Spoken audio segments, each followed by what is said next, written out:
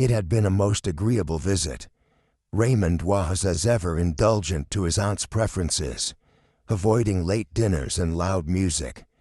And Joan had insisted Miss Marple rest her feet on the ottoman, though she hadn't the heart to. Still, as the train pulled into York Station that grey mid-morning, she was not sorry to be returning home. There was a new variety of chrysanthemum to plant in the front border, and the kettle had a most familiar way of whistling at just the right time in her own little parlor. She descended with the small dignity of one used to managing her own luggage, and was just considering whether to take tea at the station buffet, when a hush began to ripple along the platform. Not the loud hush of excitement, but the rather strained one of concern delicately cloaked in British restraint. 2 railway porters stood outside the first-class carriage, one peering in, the other hesitating. A matronly woman near Miss Marple drew herself up. "Something's happened," she whispered to no one in particular. "You can always tell." And indeed, one could. Miss Marple paused, clasping her handbag lightly, her eyes drifting toward the slow assembly of officials. Trains were predictable things. So were passengers. Death, however, was always untimely. The man was seated rather stiffly, as though frozen in place by the brisk northern wind. His head leaned slightly to one side, his eyes open but dulled, no longer registering movement or meaning. A Daily Telegraph rested on his lap, one gloved hand still loosely gripping the edge, as if he'd only paused between pages. The station master arrived shortly, followed by a railway constable who conferred in low tones. One of the porters stepped away and began ushering nearby passengers further along the platform. There was no panic, only that studied avoidance common to the English when confronting the impolite proximity of death. "He must have passed during the journey," murmured a woman beside Miss Marple. "Poor man." "Hot," someone added helpfully. "You can tell from the eyes." Miss Marple made no comment. She had seen death before, in sickbeds, in fields, even once at a church picnic. This, however, had a curious stillness to it, a silence that extended not merely from the man, but from the space around him. There were no signs of struggle, no disturbance of coat or luggage. And yet, she found herself watching, not his face, but his shoes, polished dark brown leather and, strangely, mismatched in cleanliness. Miss Marple tilted her head slightly. The left shoe bore a dull smear of earth, damp and clinging, as if the man had stepped in soft ground. The right was spotless. Had he walked lopsided through mud? Surely not at York Station. The platforms were paved and dry, and the train had come from the south. She folded her gloved hands over her handbag. It was, she reflected, a most peculiar sort of detail. The sort that went unnoticed unless one had spent a lifetime noticing odd socks, misplaced teaspoons, and the peculiarities of garden paths. A porter emerged from the compartment, holding a battered brown suitcase. A cream tag dangled from the worn leather handle, the name printed in tidy ink. P. Fawcett, it read. Miss Marple blinked once, thoughtfully. Fawcett. The name drifted across the corridors of memory, unanchored. Not one of the saints. Mary Mead Fawcett's. No, they'd been in linens, not law. But the name was not unknown to her. She was certain, encountered it somewhere in the darker corners of village chatter, the kind whispered over sherry when the younger folk had gone to bed. Still, it would not come fully to light. Not yet.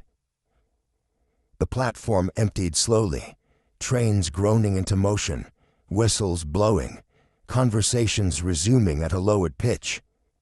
The authorities moved the body with quiet efficiency, the constable making notes with mechanical indifference. Death on the railway was, if not common, at least familiar. Miss Marple remained seated on a wooden bench beneath a soot-dusted sign that read, Platform 4. Her knitting sat in her lap, untouched. She gazed not at the body now wheeled away, nor at the train receding down the track, but at the spot where the man had sat, so unnaturally still. There was something incomplete about it all, something unresolved. She did not presume to know what it was, only that it was there, quietly resisting explanation, like a weed beneath the rose bushes, or a creek in a stair that had once run silent. Miss Marple adjusted her hat, then glanced once more at the distant figure of the porter still holding the suitcase marked P. Fawcett. Her train to St. Mary Mead would arrive in just under an hour. She had time for tea, but little appetite for it. Not today. Something about that single muddy shoe refused to be dismissed. The hedges in St. Mary Mead were just beginning to bud again, pale green tufts breaking through the careful geometry of winter-pruned branches. Miss Marple's small cottage, with its white curtains and creeping ivy, welcomed her as though she had never been gone. The kettle resumed its comfortable whistle, the postmistress her usual commentary on weather and knees, and the sparrows resumed their pecking in the bird bath just outside the parlor window. And yet, something did not settle. The image of the man at York Station, upright, silent, one shoe inexplicably muddied, had followed her home. Like a dropped stitch in one's knitting, the thought of him lingered, not in horror but in disquiet. She had seen too many faces in her lifetime to dismiss one simply because it had stilled. It was not death itself that unsettled her. It was the feeling that someone, somewhere, had meant it to happen, and done so without a trace of force. The next morning brought the answer to the question she hadn't dared voice aloud. It was the Midshire Gazette, as it often was, that carried the news. Sudden death on the southbound express. Local man identified. Peter Fawcett. Miss Marple paused with her teacup half raised. Yes, she thought, that was the name. It had clung at the edge of memory not because of any fondness, but rather because it had passed through village conversation once or twice, always obliquely, as names do when their presence is remembered more for absence than contribution. He had been a land agent, she recalled, one of those quiet men who moved between solicitors' offices and estate ledgers, rarely stirring much dust. Years ago he had taken rooms in the lodger village nearby. Not St. Mary Mead itself, but close enough that his name had brushed the lips of Mrs. Price Ridley, and traveled through Reverend Harmon's wife when the matter of a disputed boundary was mentioned. And then he had gone. Abroad, someone had said. Others thought it was for health. It was only now, upon reading the article, that Miss Marple realized he had never entirely returned, only come close enough to die within reach of memory. The vicarage, as ever, remained a hotbed of benevolent inference and tempered excitement. Miss Marple arrived with a sponge cake in a tin and a mild curiosity in her tone. Reverend Harmon greeted her with familiar kindness, and his wife, Eleanor, offered the warmth of weak tea and stronger opinion. "It is the stillness of it that unnerves me," said Mrs. Harmon, stirring her cup twice before setting it aside. "To simply sit on a train and never rise again." "I have always said," remarked Miss Hartnell, who had come in late and uninvited, "that travel dulls the senses, especially foreign travel." "Oh, but he wasn't returning from abroad," Mrs. Harmon corrected. "At least not directly. He came from further down the line. London, perhaps." "Or trouble," Miss Hartnell said meaningfully. There was a moment's silence, broken only by the clink of spoon against porcelain. Then came the theories. as they always did, quietly, politely, but with the sharp precision of embroidery needles. Heart attack or stroke. I heard poison. Well, a friend of Nora Fleming's brother is a porter, and he said the man's color was odd. Suicide, surely. Men like that, drifting alone. It leaves them unsettled. Miss Marple said little. She listened as she always did for the spaces between words. It was not what was said, but what was said without intention, that revealed character and secrets. And yet, no one asked what he was doing on that train. No one wondered where he had come from that day. They only asked how he had died, not why. In the following days, as the village absorbed the event into its shared memory, small pieces of Peter Forset's life began to trickle into the light, not as facts, but as half-remembered fragments. He was married, wasn't he? Someone remarked at the grocer's. To a woman from Bath, I think. No, she came from the north, very quiet, kept to herself. She left him, I heard. Something about an inheritance and poor investments. What emerged was a figure with edges, neither wholly disreputable nor warmly remembered. There had been questions about certain land acquisitions during the war years, her dispute over a boundary hedge that became a matter of great local annoyance, and a rumor, never confirmed, that he had had a hand in the sale of properties belonging to absent servicemen. Miss Marple recalled something now.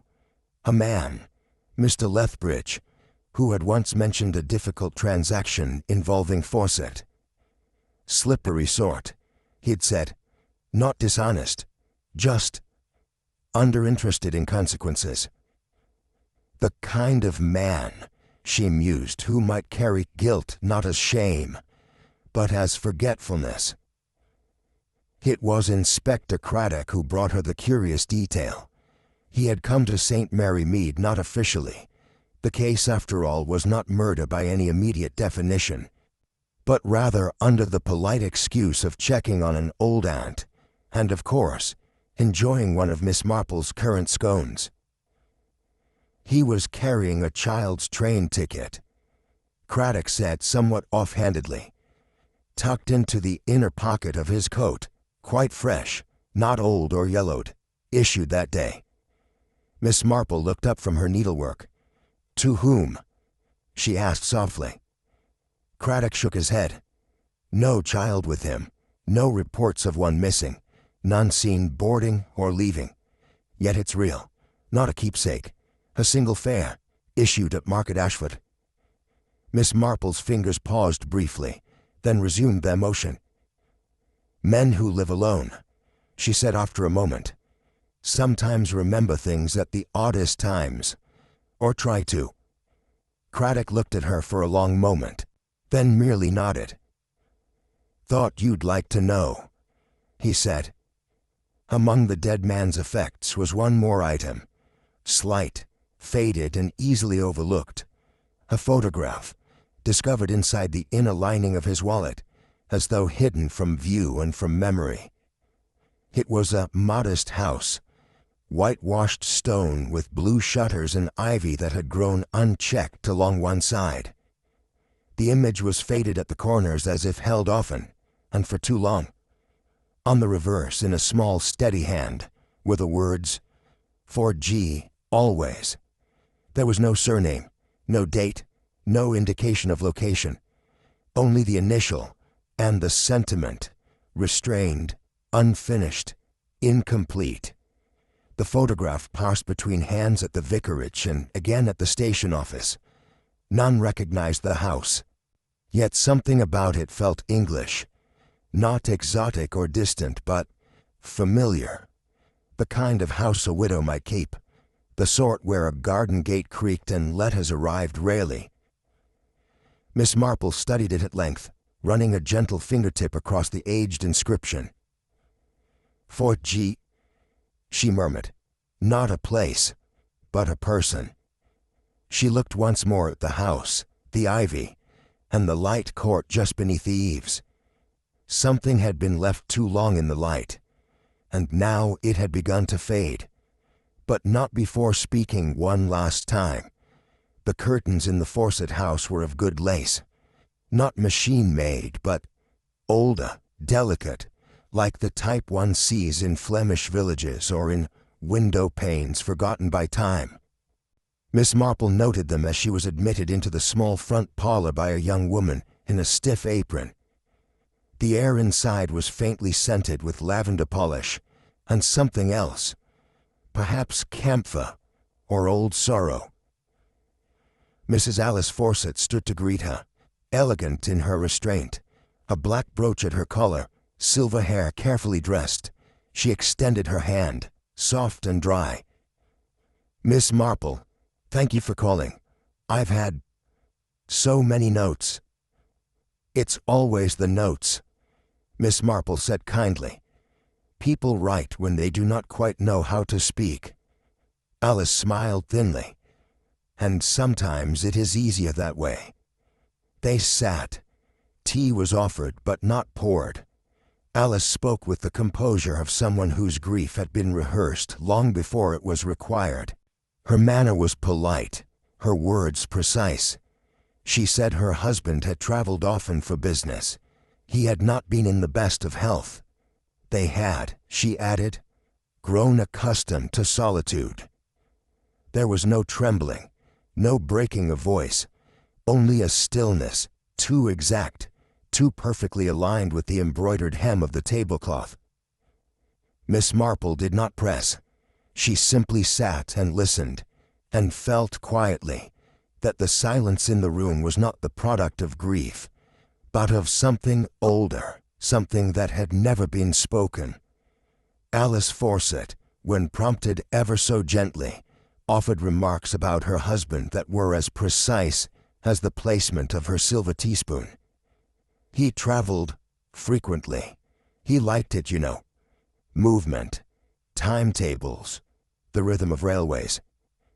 Miss Marple nodded, murmuring something about a nephew who felt much the same. "And of course," Alice added, "some men are made to be away more than they are home." It suited him. He didn't like things left unfinished, he used to say. Though, she paused briefly, he did leave rather a lot unfinished in the end. Her smile, when it came, was not unkind, but it did not reach her eyes. There was a formal neatness in the way she recalled her marriage. No overt bitterness, no affection either. It was as though she were describing a tenant who had once occupied the house and whose habits had simply become part of the furniture. A life side by side, but never entwined. Miss Marple sipped her tea slowly. Some marriages, she thought, are like empty rooms that echo when walked through. It is the things not said that make the loudest noise. It was later, through one of those accidental social overlaps that form the true architecture of village life, that Miss Marple found herself in conversation with Violet, the former housemaid to the Fawcetts. The young woman was now married to a stationer's son in the next parish, but had come into the shop while Miss Marple was examining curtain cords. "Oh, that house," Violet said with a little shiver. "So tidy, always tidy, not a speck out of place, not a voice raised above a whisper." She laughed nervously. "I once came in from the back garden. I was meant to be trimming the bay hedge, and I heard Mrs. Fawcett speaking to herself, or I thought so." Miss Marple's head tilted slightly.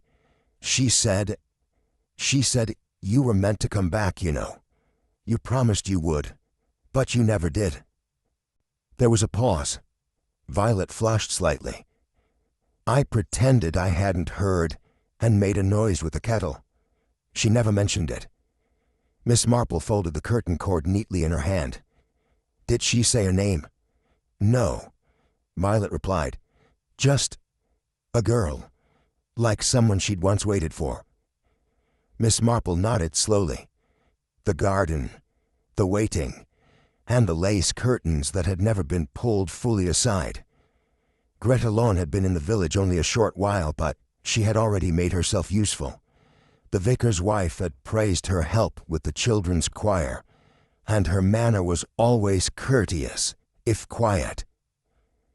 She was tall and pale, with thick auburn hair pinned back plainly, and an accent that carried the coolness of the North Country.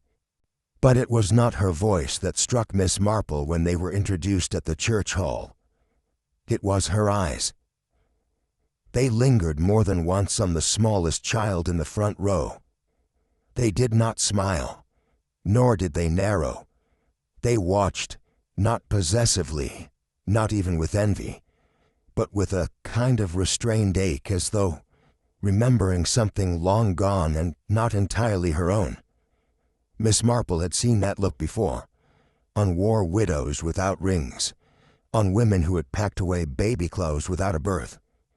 It was a quiet, lonely gaze, and it passed over the vicarage children like a shadow through warm sun. She made no fuss, offered no confidences. But Miss Marple, who knew how to listen to silences, began to wonder what had drawn Miss Greta Lorne to St. Mary Mead, and whether the girl who had never come back had grown into a woman who had. At the church fete, where rhubarb tarts competed for admiration, and the tombola drew gasps and laughter, Greta Lorne remained slightly outside the festivities. She helped with the bunting, she tuned the piano, she passed the punch with grace, but she did not settle into the pattern of the village. She had none of the bustling certainty of the local women, nor did she seek companionship. She answered kindly when spoken to, offered no opinions unasked, and returned to her modest lodgings on the edge of the village by 8:30 each evening. Miss Marple, who observed the way people placed themselves like chessmen upon the social board, saw that Greta had no real square. She was not shy nor distant. She was simply apart, like someone who had come looking for something, or someone, and had not yet found them. A remark made by young Lucy Arbuthnot drifted across the lawn. Miss Lorne says she doesn't like brass bands, reminds her of stations. It was said lightly, but Miss Marple's mind caught upon it. Stations, departures, farewells with no returns. It wasn't merely sadness, she thought, that dwelled in Miss Lorne's manner. It was remembrance, sharpened by absence. As she walked home beneath the soft descent of late spring dusk, Miss Marple allowed her thoughts to gather like petals in her apron. One small observation after another, none sufficient alone, yet together, forming a quiet weight. Alice Fawcett, and her tidy grief. A girl who never came back. A photograph inscribed, "For G always." A music teacher whose eyes mourned children who did not belong to her. The dead man's single muddy shoe. And the ticket, the child's train fare, found in his coat pocket. Miss Marple turned down the garden path to her cottage, the gravel softly crunching beneath her heel. Her roses were beginning to bud. She paused, brushing a hand against the petals. Then she looked across at the empty gate opposite, the one that had not been opened in weeks. She remembered a child once, long ago, who had run away from a foster family and sat for 3 days behind that gate before anyone noticed. She had been returned. Most were. But some did not come back, or came back as someone else, under a different name, seeking not confrontation, but answers. Miss Marple entered her cottage. The kettle would boil soon. There were still many things unsaid in this story, but she had begun, gently, to hear the echoes. Miss Marple's journey to the solicitor's office in Melford-on-Tyne was undertaken with the mildest excuse, ostensibly to update a small clause in her own affairs, but in truth prompted by a far quieter curiosity. The name on the door had not changed in decades. Gibbons and Brayley. Though it was only Mr. Brayley now, a gentleman of advancing years with a remarkable recall for names and signatures. When Miss Marple inquired, gently, and with the tone of idle curiosity, about Peter Fawcett's professional dealings in the region, Mr. Brayley did not hesitate. "Oh yes, Fawcett worked under my uncle during the war years, assisted with property transitions. Not a solicitor, mind you, but sharp enough with the ledgers, knew the value of things, and how to sell them quickly." "Quickly?" Miss Marple echoed. Mr. Brayley removed his spectacles and nodded. "There were several cases of distress sales, you see. Women whose husbands were missing or abroad. One in particular, a Mrs. Holloway, sold under unfortunate timing. The house was hers by marriage, but the paperwork, well, it wasn't in her favor." He leaned back, folding his hands. "Her house, I recall, was the sort a painter might love. Ivy down the side and orchard past the fence. Sold for far less than it was worth." Miss Marple's expression did not change. She merely thanked him, left her fictitious amendment unsigned, and returned home with a certainty forming beneath her knitting wool. She had seen that house before, the Historical Society in Much Bramble, where the retired schoolmaster Mr. Hexton presided over war records, with paper-thin devotion, held more than dates and names. It held memory, of the kind villagers tried not to speak aloud. "Grace Holloway," Mr. Hexton repeated, "lived on Mill Rise. Lovely handwriting. Very still sort of woman. Bit of a shadow, you know." Miss Marple sipped her tea. "She died in 1944, did she not?" Mr. Hexton nodded. "Suddenly. Gas leak, they said. But, unofficially." He lowered his voice, though no one was near. It was loneliness. Or despair. The war did that to people. She hadn't much family left. And the house. It had already gone by then." Miss Marple asked whether there had been visitors. He thought a moment. "A man used to come in a Morris, clean shoes, carried papers. Fawcett, was it?" "Quite possibly," said Miss Marple gently. Grace's name was no longer on any committee list, no plaque, no window. But the house had remained, for a while, in the periphery of those who still passed that road. And now only the photograph remembered it, or tried to. As the records yielded no surviving kin, Miss Marple turned, as she often did, to those whose recollections were not written in ledgers. Mrs. Partridge, the former midwife-turned-tea-shop owner, had delivered most of the village's children before the war scattered them like starlings. Grace Holloway. She said with a pause. Yes. Had a daughter, didn't she? Little thing. Hair like flax. Sent off in one of the first trains. Miss Marple nodded. Evacuation? Yes. London bound, I believe. Some sort of arrangement through the Women's Guild. No father about, and Grace never quite said where the girl had gone. Just gone. Did she come back? Mrs. Partridge stirred her tea. Number. Never did. And after a while no one asked. The phrase was set with finality, and yet it hung in the air like unfinished lacework. A child, unnamed and unclaimed, whose absence had become a silence too deeply embedded to disturb. Miss Marple rose soon after, thanking her hostess, and walked slowly back through the village. The war had left gaps in many places, doors that had once opened but never again. But it was not the war that concerned her now. It was who had stood beside it and benefited.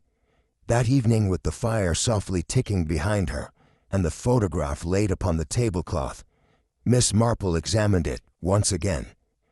It had been passed to her, unofficially, by Inspector Craddock, who knew when something should be quietly shared. The image showed a modest house, its ivy lush, the window panes reflecting a sky now long gone. But it was not the house alone that held her attention. It was the handwriting. For G, always. The G was not flamboyant, not careless. It was practiced, restrained, and personal. Was it a gesture of love or of guilt? A keepsake given or returned? Miss Marple fetched her small magnifying glass and looked again. The edges of the paper were worn not by time alone but by fingers, folded, unfolded, held. She set the photograph beside a sheet of notepaper left by Peter Fawcett at the solicitor's office. The same slant, the same finality in the tail of the Y. If it had been love, it had never reached its conclusion. If it had been remembrance, it had come too late. Miss Marple folded the photograph carefully once more. Sometimes, she thought, a gift is not sentimental. It is a sign. In preparation for the annual church bazaar, donations had begun to pile up in odd corners. Vases missing partners, paperbacks read too often, linens that had forgotten their labels.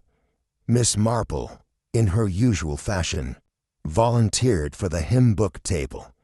The familiar cadence of old chorales had always suited her. It was in a box marked Parlour Books from Mrs. Fawcett that she found it. A modest leather-bound hymn book with gold-edged pages and a faint perfume that no longer had a name. Inside the front cover, written in faded ink, was A.F., Alice Fawcett. But it was not the inscription that caught her attention. It was the uneven bulge behind the back cover, where the binding had separated slightly from the spine. Miss Marple opened it delicately, slipped within, folded twice and aged to the color of dried petals, was a letter. She did not read it there. Instead, she closed the book and added it to her basket beneath the half-dozen others she had already priced. Back home, beneath her parlor lamp, she unfolded it with care. The handwriting was different, fragile, yet certain, and unmistakably female. The letter began simply, "To the one who once promised, I do not write for forgiveness, nor for anger. I write because I am afraid." It went on. Grace Holloway, for it could only be her, described a fear not of strangers, but of abandonment. She referenced papers she had been told to sign, promises of security, and a man who no longer visited in daylight. "You said the house would remain mine. You said it was only for appearance, but now the deed has gone, and I have nothing left to hold." There was no accusation, only a plea, her request for return, for decency, for something not yet lost. The letter had never been sent. Whether Alice Fawcett had discovered it, or merely inherited it in the untidy passage of years was unknown, but it had been hidden, preserved perhaps or concealed, within something meant for music and praise. Miss Marple folded the letter gently and placed it in her bureau drawer. It was not proof, not in the way a court might require, but it was a voice, the one never heard during her lifetime, now speaking at last, through paper and silence. And it was a key, one that opened the long-locked door behind the photograph, the ticket, and the girl no one remembered. It was the vicar's wife who first mentioned it over her morning call to Miss Marple, her voice hushed with a blend of concern and village appetite for the unexpected. "Alice Fawcett's house," she said. "Someone broke in. Just last night." Miss Marple, already reaching for her teapot, paused with the lid in hand. "Was anything taken?" "That's just it," Mrs. Harmon said with a breathless flutter. "Only one thing, a photograph. Nothing else disturbed, no silver touched. And Alice says the intruder knew exactly where to go." It was peculiar in the way only real events can be. Miss Marple knew such thefts did not follow the logic of greed. One did not risk exposure for a fading photograph of a country house, unless of course that house meant something more, and to someone specific. Inspector Craddock, called in as a courtesy, was cautious in his statements. Could be a youth from the town, local trouble, you know, opportunistic. But Miss Marple, who had visited Alice only days prior, recalled the precise spot on the mantel where the photograph had sat, inconspicuous but not hidden. It had been the only personal item Peter Fawcett had kept visible, and now it was gone. Craddock surveyed the room with trained economy. The window had been forced, the latch broken clean. The curtains, curiously, had not been drawn, a detail that struck Miss Marple as both uncharacteristic and significant. The constable stepped outside, brushing past a low row of dahlias. Could have been a child, or someone small. No sign of boots or markings, though. Miss Marple bent slightly near the bed of primroses. There, glinting faintly beneath a fallen petal, was a shard of glass. She looked to the others, then back at the sill. Odd, she murmured, more to herself than anyone. The glass lies outside the window, not within. Craddock looked at her. You're sure? I've swept many a broken pane, she replied with quiet authority. When glass falls inward, it lands inside the room, not scattered neatly among the marigolds. He gave a short nod, then made a note in his book. She did not press the matter further, but in her mind, a picture began to form. Someone had broken out of the house, not into it. Or rather, they had opened the window to appear as though it had been breached, and done so not for theft, but for removal. The Thursday rehearsal for the spring choir concert was a peaceful affair. The children were full of chatter, and the hall smelled faintly of chalk and lemon biscuits. Miss Lawn moved through them as usual, composed, precise, encouraging a softer vowel here, a longer phrase there. Then, quite without announcement or stumble, she paused mid-step and leaned, as though briefly searching for balance, before her knees gave way, and she collapsed silently to the floor. The vicar's wife cried out. One of the girls began to weep, but it was the older girls who acted swiftly, fetching cold water and lifting Miss Lorne to the chair near the vestry. Her face had turned an alarming shade. Pale, yes, but more than that. A translucence that spoke not of fatigue but of something drawn from deeper within.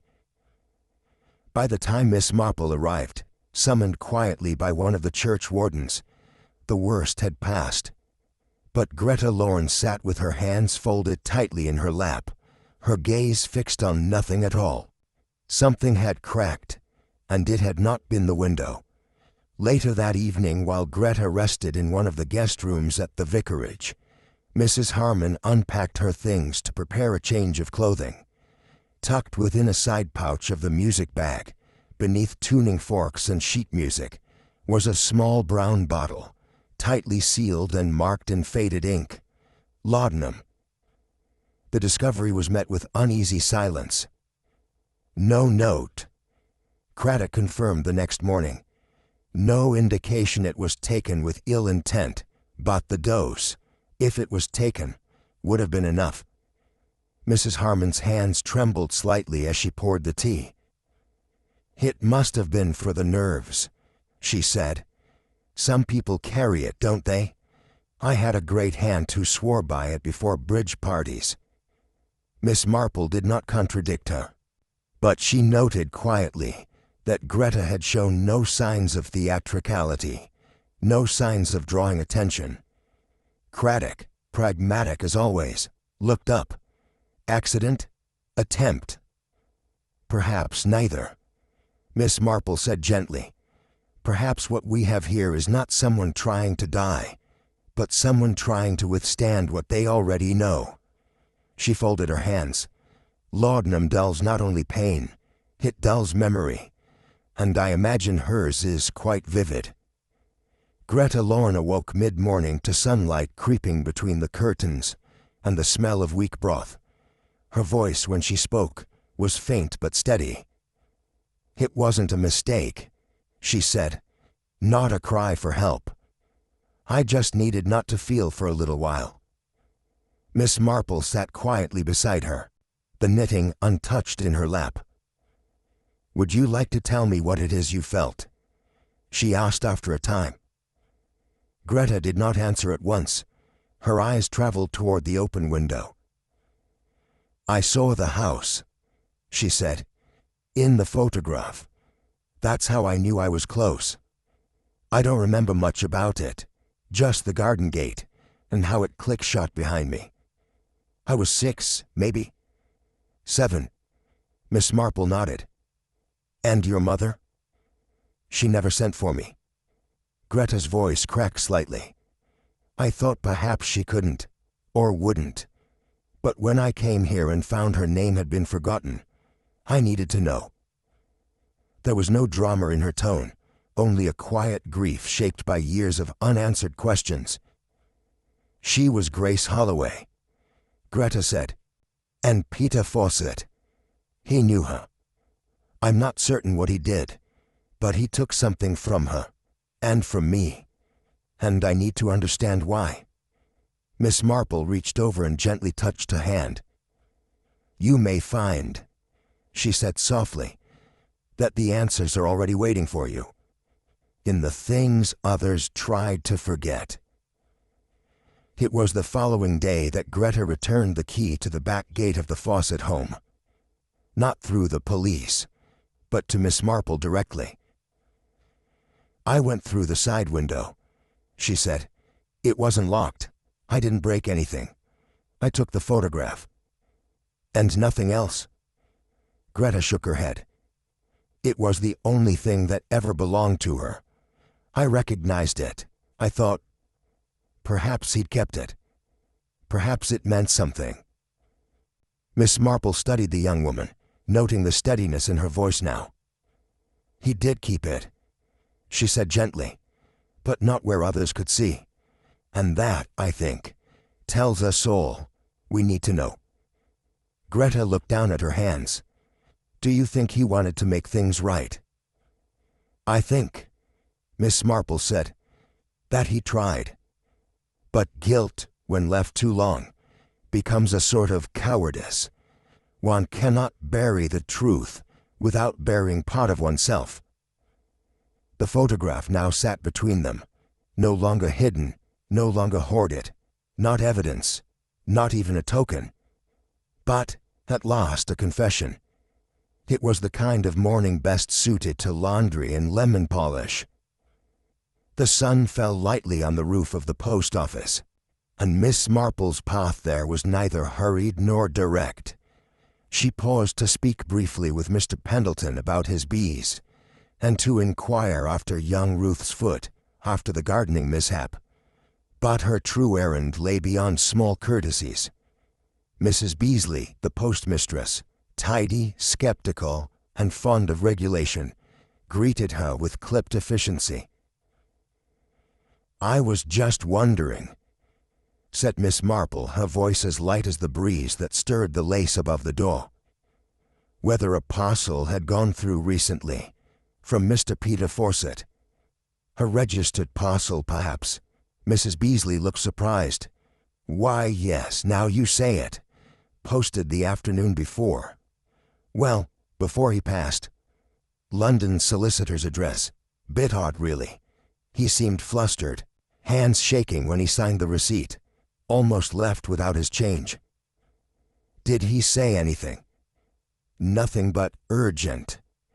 She frowned, though he kept checking the parcel label, as if he were wondering whether to post it at all. Miss Marple nodded slowly. "Thank you. It is strange, isn't it, how often urgency appears just before stillness." She turned to go, the bell above the door tinkling behind her. A parcel, a solicitor, and hands that shook too late to undo what had been signed away. Inspector Craddock, who had developed an admirable patience for Miss Marple's seemingly aimless inquiries, called on her that evening with a folder in hand. Solicitor opened the parcel. He said, "We've been allowed a look. It's mostly land records, old transfers. Grace Holloway's property among them, along with something else." He placed the birth certificate gently on the table. It was yellowed only slightly at the edges, not recently forged, but not proudly kept either. Name of child, Greta Holloway. Father, Peter Fawcett. Miss Marple stared at the paper in silence. The ink, she thought, was both declaration and denial. It had been signed once, officially, and then never spoken of again. He was her father, then. Craddock nodded. Seems so, though no one knew. Not even Alice, as far as we can tell. We're still confirming a few things. Miss Marple folded the paper with a delicacy that suggested reverence more than shock. "Some men," she murmured, "spend their lives building neat hedgerows around what they dare not acknowledge. But hedgerows can't stop what comes in with the wind. York Station, with its high arches and stonework grimy from certain time, had the tired grandeur of a place that had seen both departures and losses." Miss Marple waited by the platform where she had last seen the body removed. A porter, youngish, freckled and polite in the northern way, nodded when she approached. "I wonder," she said gently, "if you happened to be on duty 2 mornings ago." A man boarded the southbound express. Older, dark coat, brown suitcase. The porter's face changed. "I remember." "Yes, ma'am." "Looked unwell, ghost white. I thought he might ask for help, but he just stared at his ticket like it were written in another language." Miss Marple inclined her head. "Did he say anything?" "Only asked the time, twice in the space of a minute." A pause. "Oh." And he looked behind him, just before stepping aboard, as if someone were meant to be following. Miss Marple thanked him and moved on. That detail, the turning back, struck her. He had been waiting for something, or someone, but had boarded alone. The burden, she thought, had traveled with him. The manager at the rural branch bank was a careful man who appreciated discretion. Miss Marple, with her courtesy and exactness, spoke in tones that asked little but revealed much. She inquired whether a transaction had recently come from Peter Fawcett's accounts. There was, he admitted after a pause.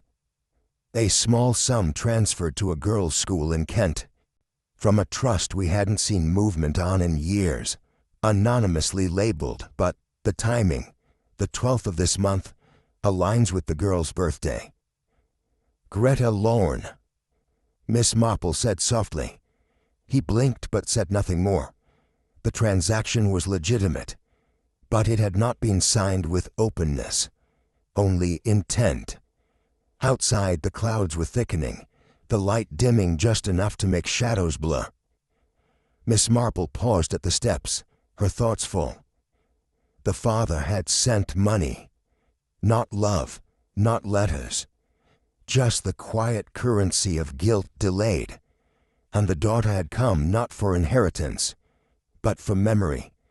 The pieces were small and scattered. A parcel, a birth certificate, a banker's ledger, a porter's glance. But they formed, in Miss Marple's mind, the outline of a man whose silence had finally cracked under its own weight. Peter Fawcett, she thought, had lived a life of calculated omission. He had betrayed a woman during wartime, taken possession of her home through legal channels he knew too well, and distanced himself from the daughter she bore, not with denial but with polite detachment. And yet at the end, he had sent something. The certificate, the deeds, the money.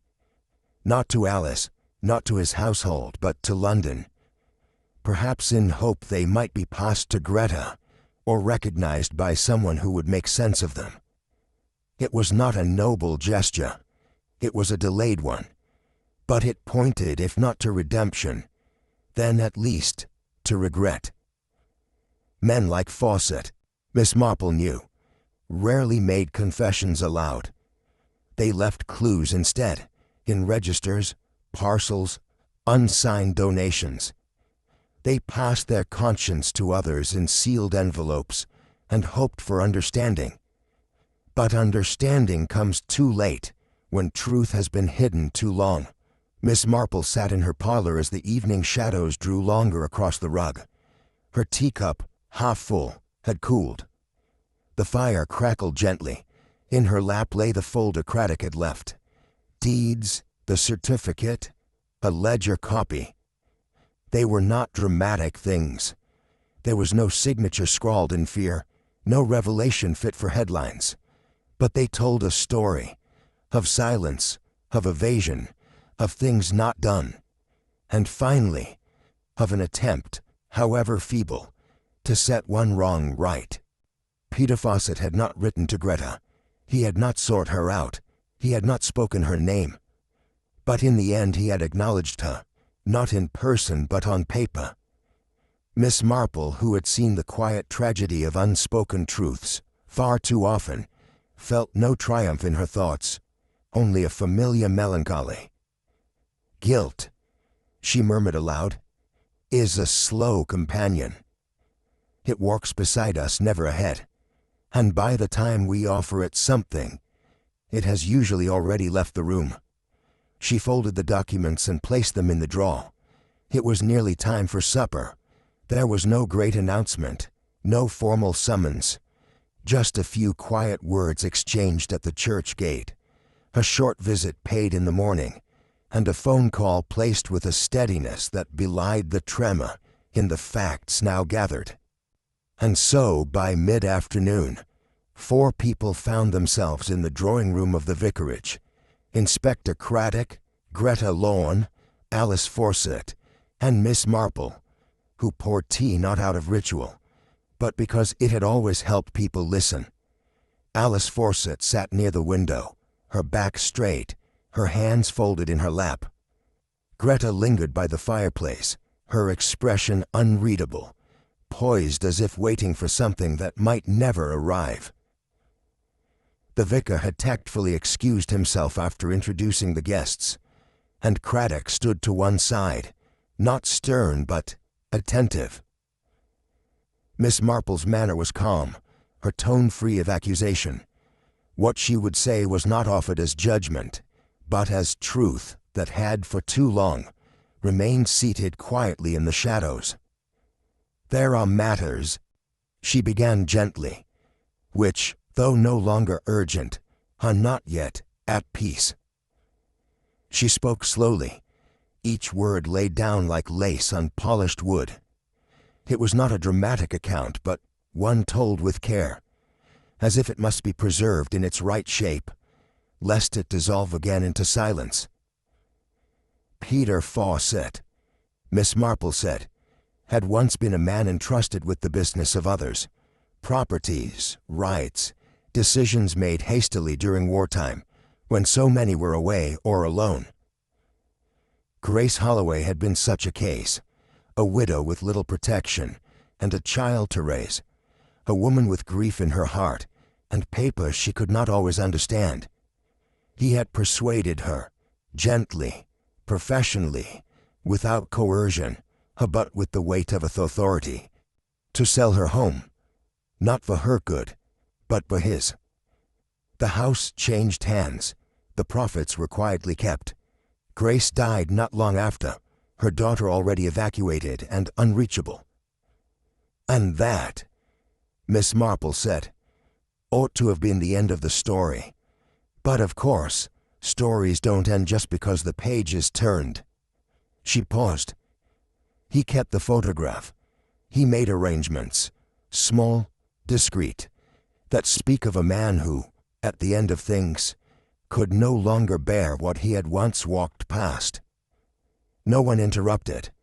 The weight of quiet memory filled the room like dust in old books. undisturbed but finally acknowledged. Miss Marple continued, her voice neither cold nor excusing, but shaped by understanding of human weakness, and of the years that bury truth until it no longer recognizes itself. Peter Fawcett, she said, had lived for years beside a wife who never knew the full measure of his past. He had kept secrets not through cruelty but through that most English of sins, propriety. But near the end something had shifted. He had posted a parcel to a solicitor. Within it, land deeds, a birth certificate, and proof of an anonymous monetary transfer. He could not say the words, she murmured, but he could write them, and so he did, as best he could.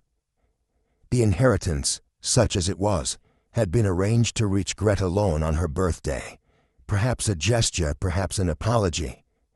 But he had died before any of it came to light, leaving others to complete what he could not face in life. He did not seek forgiveness, Miss Marple said gently, only order. And even that, I think, eluded him. Craddock glanced at Greta, whose eyes had begun to glisten, though she blinked with the quiet dignity of someone who had learned long ago not to weep easily. Miss Marple now turned slightly toward Alice Fawcett, whose expression had not changed, though a faint tension had settled about her jaw. The photograph, Miss Marple said, was not left carelessly. It was not hidden either. He kept it in the open but never explained it. And one day, not so long ago, you realized what it meant. Alice did not speak, but the slightest flicker in her gaze confirmed the point. It was not merely a picture. Miss Marple continued. It was the house Grace had lost, a house your husband had once taken by legal means, but whose image remained with him long after the signatures faded.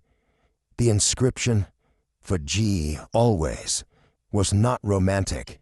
It was a confession, and you, I believe, came to understand that. The room was very still. It is a painful thing, she added softly, to realize the life one built stands, in part, upon someone else's ruin. Alice's voice, when it came, was quiet. I thought it was a memory. I didn't realize it was a monument. Miss Marple's next words were spoken more softly still, not as accusation but as gentle unfolding. I believe you confronted him, she said to Alice, perhaps not with rage, that would not have been your way, but with calm questions that required no reply, and he, being who he was, said nothing. Alice nodded once. You served him tea before he left for York. Miss Marple continued. He carried it with him, and within it, or I believe, within the thermos he took for the journey, was a tincture. Digitalis. Craddock added quietly. We found traces in the residue. The dose wasn't meant to be immediate, but it was sufficient. A weakening of the heart, made worse by age. Miss Marple looked down at her hands. You did not plan murder, she said gently, only to end the lie you had lived beside. But death came more swiftly than your conscience expected. Alice Fawcett did not flinch. It wasn't rage, she said softly. It was silence, his, mine, all those years. I poured the drops. I watched him drink.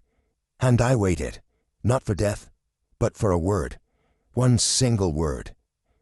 She looked up, but it never came. Alice's voice did not break.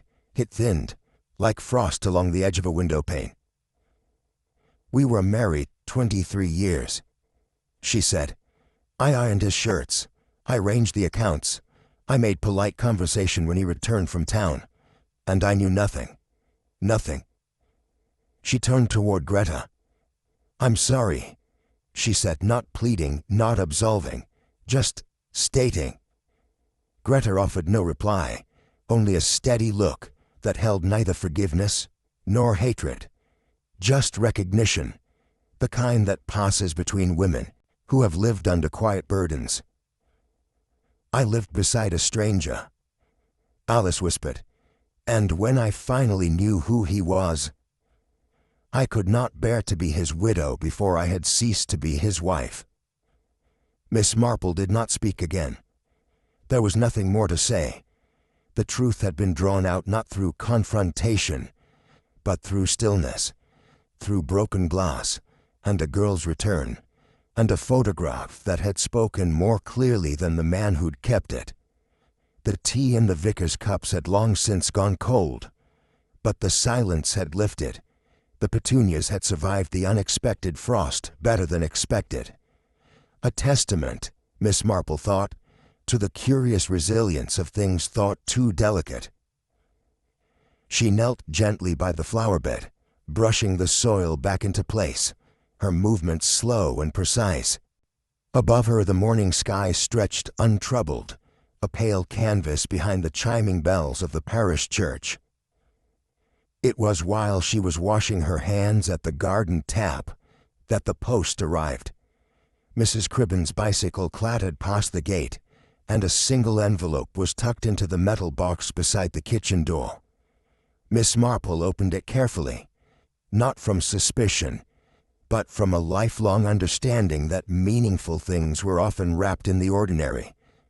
The handwriting was unfamiliar, the address neat, the ink slightly smudged. She stood a moment longer by the sink before carrying it to the sitting room. Some letters, she knew, were meant to be read with tea and a quiet mind.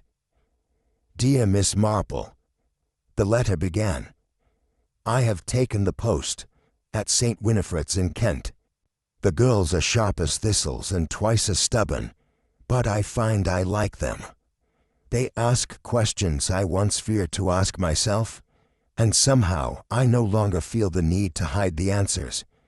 There are still gaps, places in the story I may never recover, but the silence no longer hurts in the same way. I think it is because someone listened, without interruption, without disbelief. Thank you for that. The house in the photograph. I see it sometimes in dreams, but now the doors are open and the curtains are drawn. It is no longer just a memory of what was lost, but something returned, quietly, and without demand. Yours with gratitude, Greta." Miss Marple closed the letter and placed it between the pages of a gardening book. The petunias would need deadheading by Thursday, but today she would let them be. The china cup was thin as eggshell, with a faint crack near the rim that had never widened. Miss Marple held it gently in both hands, the steam rising just enough to fog her spectacles. She thought of the lives around her, Alice's carefully pressed silences, Greta's hesitant search for roots, Peter Fawcett's final gesture of truth, sent through envelopes rather than lips. Cruelty, she mused, is not always shouted. Often it is simply the absence of words where words were most needed. And yet sometimes, just sometimes, the silence is broken in time. At the baker's talk it turned once again to weather and the summer fete. The matter of the death on the train had receded into the village's memory like mist after morning. But Miss Marple, in her cottage on the lane, knew that not all truths were meant for open conversation. Some belonged to those who bore them, quietly, like rings turned inward on the hand. The roses were blooming again. The kettle had just begun to sing. And the truth, now known, rested gently in the corner of her mind. Not bitter, not sweet, but finished. Sometimes the deepest truths are not shouted in courtrooms or splashed across headlines. They are folded into quiet letters, poured silently into teacups, and carried by women who know the weight of years and secrets. This story was never about a single death, or even a single lie. It was about how silence can corrode, and how truth, once spoken, becomes its own form of grace. Miss Marple never sought justice in the dramatic sense. Her gift was knowing that the smallest details, a misplaced envelope, a sentence left unsaid, are often the clearest windows into the human heart. In the end, it wasn't a gavel that restored dignity to Greta, but a letter, a photograph, and a wise woman's quiet persistence. And perhaps that's the lesson we carry forward, that closure doesn't always arrive with fanfare. Sometimes it comes with garden gloves, fading ink, and a simple phrase. And that concludes today's journey into the shadows of mystery and deduction. What did you think of this case? Did you see the twist coming, or did it catch you by surprise? Share your theories and favorite moments in the comments below. Love to hear your take. And if you're craving more thrilling detective tales, don't forget to like this video, subscribe, and hit the bell so you never miss the next mystery. Until then, stay curious. The next clue might be closer than you think.